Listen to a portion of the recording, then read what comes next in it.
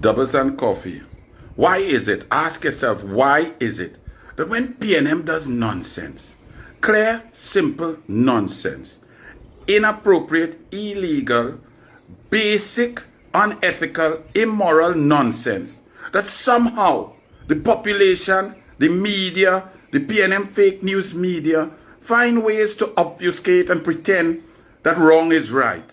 Please answer that. For example, you have a president who claims she independent, who preaches the gospel of the PNM for her entire life.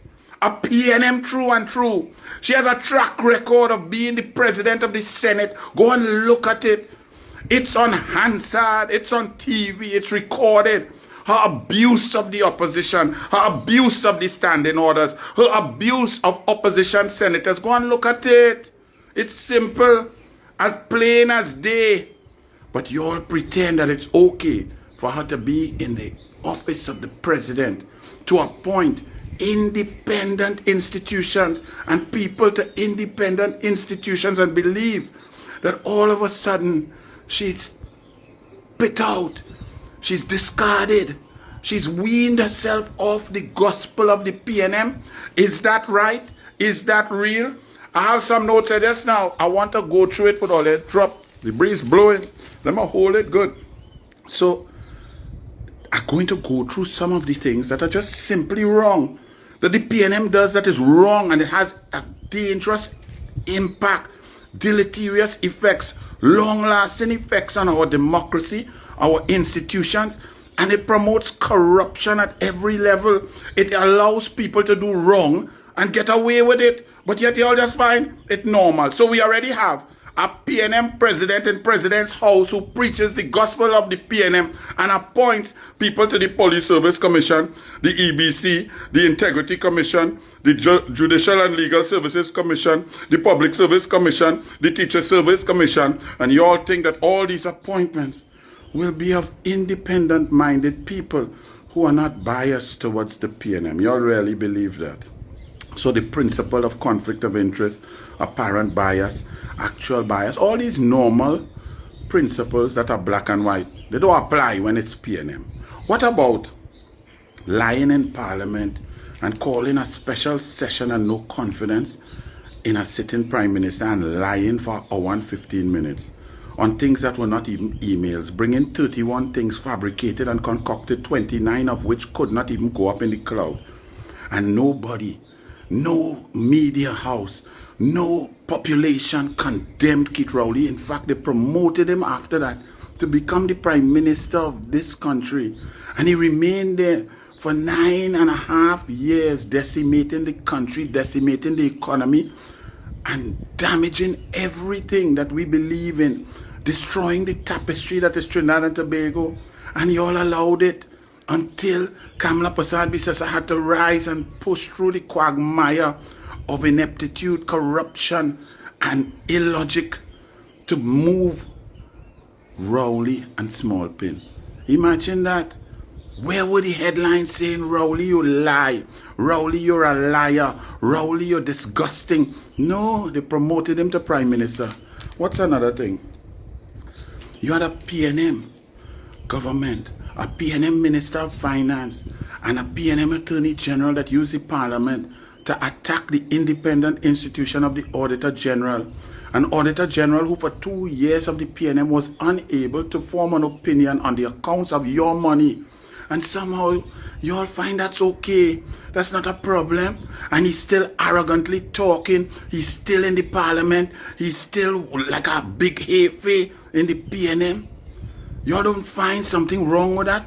A man who called the Auditor General on a cell phone and brought pressure to bear, who created and concocted a kangaroo court to investigate, paid by him, appointed by him, terms of reference given by him to investigate her, but not him.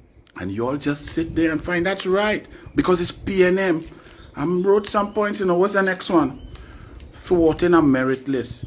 A so-called independent institution goes through interviews and a long, painstaking process to come up with a merit list for an independent institution to lead an independent institution with immense powers, that of the Trinidad and Tobago Police Service. and a prime minister, a PNM prime minister, goes to the president, who we now know was a PNM president, on hearing that the merit list has been signed off on, and reach the president and whisper in her ears, and the president breaches section 123(4) of the Constitution and calls another one who she appointed as also her sister as an independent senator, calls Bliss C. Prasad, her friend from Bishop Anstey, and tells her to withdraw the list. And Bliss C. Prasad, who was on the CDA board, also she withdraws the merit list, and the merit list is no more, and the Police Service Commission collapses, and then the PNM gets to hand select commissioners of police after the country was without a commissioner of police for some months. Well, and then they elevate people who were 12th to number 1, and you all find that's okay, that's right. In any other society that would be rejected, and PNM will be no more. PNM will not be an institution. PNM would not be able to get one vote. PNM will not be able to field one candidate. But here in Trinidad and Tobago, that's acceptable. That's okay, because it's PNM. I want all you to think very carefully, because all you talking a lot. Yes, you could talk now, because Kamala believes in democracy and Kamala listens. You all couldn't talk when the oppressive Keith Rowley and Smallpin and the PNM was there, because all you're frightened. Because Trinidad and Tobago, we have become a nation of cowards because the PNM has bullied us. But don't worry, Kamala not afraid. Kamala likes discourse. She will listen. Now, when she will also discern sense from nonsense and reject stupidity. But she will listen with humility. So all you could talk and make noise and protest, that's fine. What about a family member of the PNM, of a former PNM minister heading the EBC? Look at my daughter here. If my daughter was in charge of the EBC, what the PNM would say, what all they would say, what the PNM fake news media would say, if my daughter or my niece was in charge of the EBC. Interesting, eh? You see how all you jump out yourself there in this doubles and coffee because you say madness. But when PNM does it, it's okay. And when the head of the EBC is the best friend of Nyan Gadsby Dolly, Miss Big Topper PNM, Miss fostering loving relationships across the PNM, all you find that's okay. But how come? Because in black and white principle, conflict of interest, apparent bias and actual bias, it's wrong. It's just wrong. It's unethical, it's immoral, and it's wrong. So how come always make it right? What's the next one? The common law wife of a former PNM Prime Minister selected by the former PNM Prime Minister to lead the PNM into an election, and still there as a member of parliament playing that he's the ambassador for PAN now. The common law wife, his common law wife, is a editor of political investigative reporting at a newspaper, a daily newspaper in Trinidad and Tobago. Where else in the world that could happen? That you in love with one side in a two-party state, and you all find that don't breach conflict of interest, apparent bias and actual bias. That's okay because it's PNM. You see why this country in a mess? Because the PNM sick, and the PNM has made many of us sick because all your logic just fails to function. It's illogical. It's just simply wrong. Forget personality. It's wrong for a woman who is in love, sleeping every night and hugging up she man who she loves, and that man is a hierarchy, a big papi in the PNM, to write and to edit and to determine what goes into a newspaper in a two-party political system, and you'll find that's okay. Why? Because it's a PNM. What else? 619 recusals from government ministers of the PNM. Recusals from cabinet because decisions being taken by the cabinet were not being made in the interest of the people, of Joe Blow, of all your outside, of Susanna Ryan or Parvati, of nobody, of Miss Clark. No, they weren't making decisions for you, the people. They were making decisions to benefit themselves and their families and friends and businesses around them. 619 recusals from a cabinet, but billions of dollars of decisions going into their friends and families, their coffers, and you all find that's okay, that's right. There's no problem with that. Why? Because it's the PNM. What about a PNM minister's family and companies associated with his family? From one institution getting contracts worth $500 million. $500 million.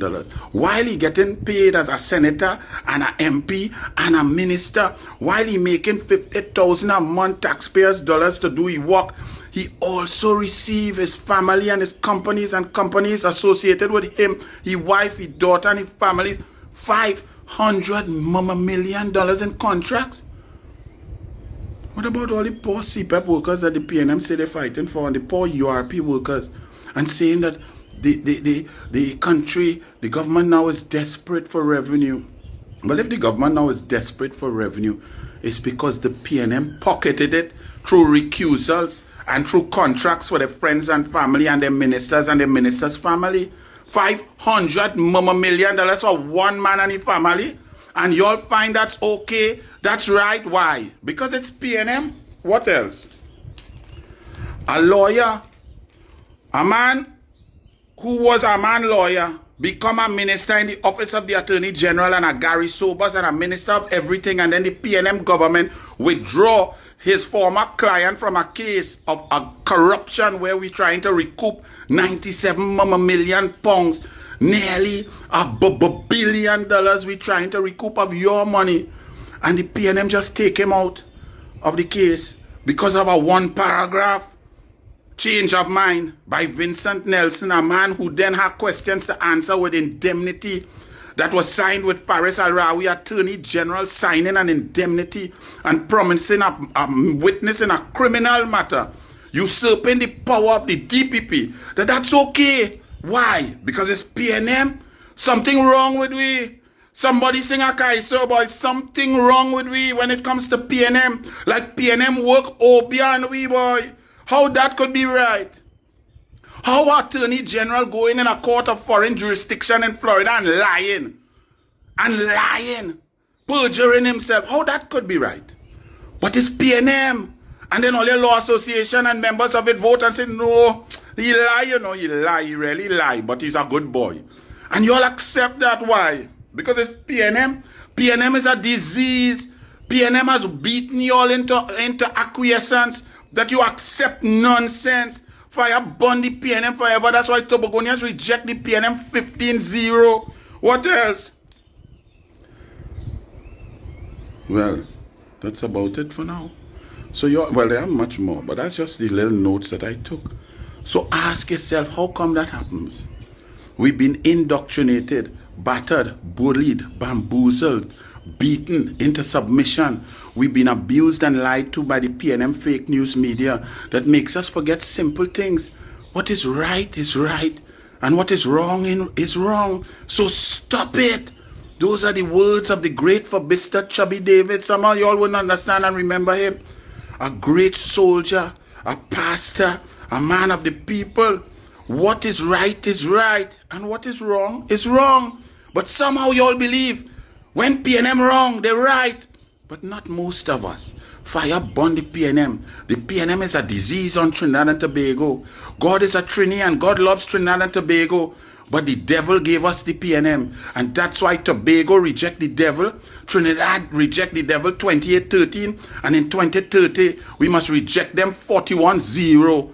Even seats that they feel will never go elsewhere must reject the PNM. The PNM is pure, unadulterated evil. Let all of that soak in this morning on this doubles and coffee. And tune into the Senate. Fireworks later. Bless.